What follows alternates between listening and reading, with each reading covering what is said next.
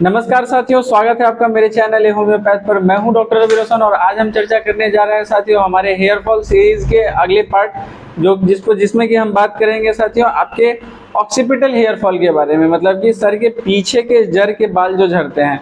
हालांकि साथियों ये ज़्यादातर तो बच्चों में पाया जाता है, इसीलिए इसे नियोनेटल ऑक्सीपिटल एलोपेशिया भी कहते हैं। लेकिन ऐसा अगर बड़ों में भी हो तो उनके लिए भी जो होम्योपैथिक मेडिसिन इस स्पेसिफिक सिम्टम के लिए मैं बतलाने जा रहा हूँ वो बहुत कारगर है और वो बहुत बेहतरीन प्रभाव आपको दिखलाता है। साथियों इस दवा का नाम है चेलिडोनियम मेजस, ऐसे हम पढ़ते हैं चेलिडोनियम। चेलिडोनियम को साथियों आप मदर टिंचर में यूज कर सकते हैं। मदर टिंचर से शुरू करके मतलब क्यू पोटेंसी से यूज करके आप ऊपर के पोटेंसी तक में जा सकते हैं।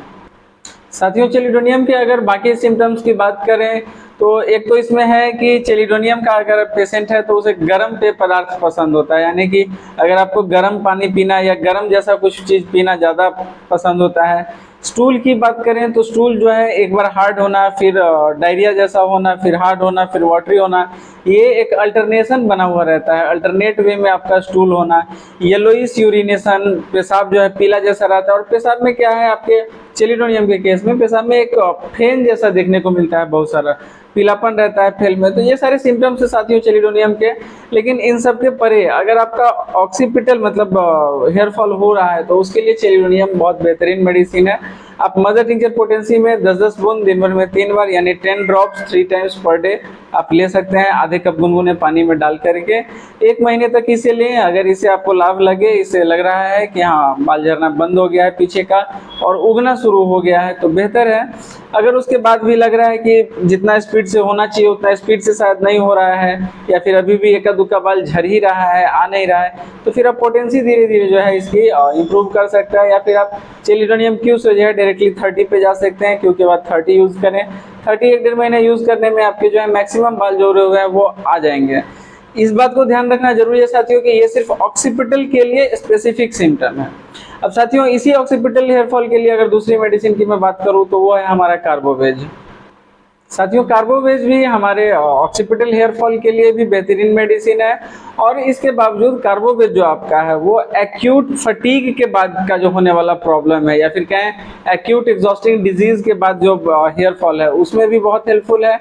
और आपको इसी में एक्यूट एग्जॉस्टिंग डिजीज माने hair fall after acute exhausting disease वाले वीडियो में भी आपको कार्बोवेज का विवरण मिल जाएगा। और कार्बोवेज के बारे में थोड़ा और ज़्यादा जानना है तो आप उसमें देख सकते हैं, उसमें कार्बोवेज के बारे में मैंने काफ़ी हद तक बताया है और कार्बोवेज पर मेरा अलग से सिर्फ स्पेसिफिक कार्बोवेज पर वीडियो भी बना हुआ है। तो कार्बोवेज भी आप ले सकते हैं अगर पेट संबंधी किसी तरह का आपके साथ प्रॉब्लम रह रहा है, इरिटेशन जैसा, हर्टबर्न जैसा, इस तरह का अगर प्रॉब्लम रहता है, इंडाइजेशन जैसा प्रॉब्लम रहता है तो फिर कार्बोवेज भी आपके लिए बहुत बेहतरीन मेडिसिन हो सकता है, आपके हेयर फॉल के लिए भी, किसी भी तरह के हेयर फॉल के लिए भी और ऑक्सीपिटल हेयर फॉल के लिए भी। सिर्फ अगर किसी तरह का एग्जॉस्टिंग डिजीज आपके साथ है, मतलब कि एक फटीग जैसा हो जाता है, थकान बिल्कुल हो जाता है, कमजोर जैसे आप महसूस करते हैं, खुद को अंदर से ताकत नहीं महसूस होता, तो ये सब सारे केस में आपके लिए कार्बोवेज ज़्यादा बेहतर हो सकता है। वहीं डायरेक्टली अगर हम बात करें इस तरह की चीज़ के लिए कि गर्म पेय पदार्थ पसंद है, अल्टरनेटली जो है कभी स्टूल हार्ड होता है, कभी डायरिया होता है, तो इन सब तरह के अगर चेलिडोनियम से मिलता जुलता ज़्यादा सिम्टम आपके अंदर है तो आप चेलिडोनियम यूज़ कर सकते हैं।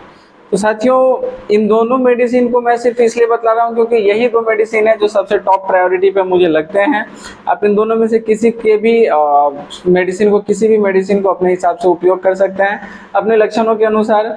उसके बाद मेरा एक और सलाह ये रहेगा कि खुद से मेडिसिन लेने से ज़्यादा बेहतर होता है कि आप अपने किसी नज़दीकी चिकित्सा सलाहकार से मिलें, उनसे संपर्क करें, उनको अपनी जो भी जानकारी आपने इस वीडियो में जानी है उसके बारे में उनसे चर्चा करें, उनसे इस विषय पर बात करें और फिर अगर फर्दर वो बतलाते हैं तो ये ज़्यादा एक बेहतर कॉन्सेप्ट है।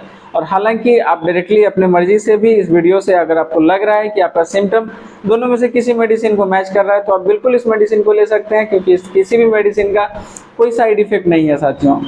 तो पूरा वीडियो देखने के लिए धन्यवाद साथियों। उम्मीद करते हैं कि आपको ये वीडियो पूरा समझ में आया हो, जानकारी आपको स्पष्ट हुई हो और किसी तरह का अगर कोई सवाल जवाब हो तो प्लीज़ आप कमेंट कर सकते हैं। अगर आप चैनल पर नए हैं साथियों तो चैनल को सब्सक्राइब करें। मिलते हैं साथियों अगले वीडियो में।